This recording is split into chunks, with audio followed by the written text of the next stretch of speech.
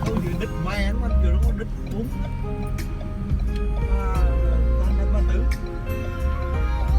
Không lái xe thôi.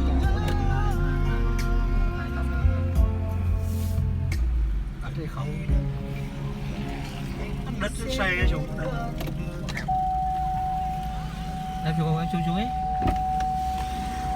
Anh em theo mình cùng xem nhá. Nhiều máy quá.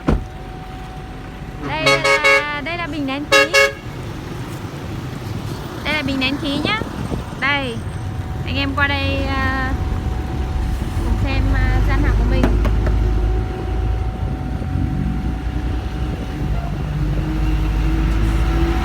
Thêm một chuyến cuối cùng.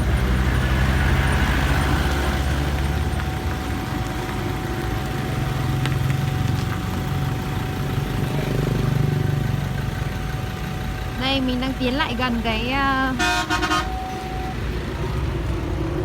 dàn máy của mình. Toàn bộ là 6 con máy cắt chạy từ, bao gồm cả 1 pha và 3 pha.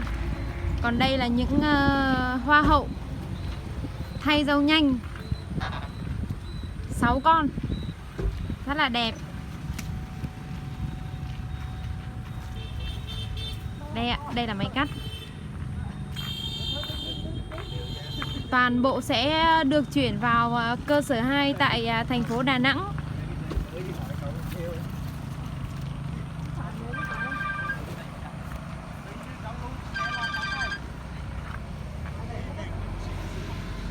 Đây ạ.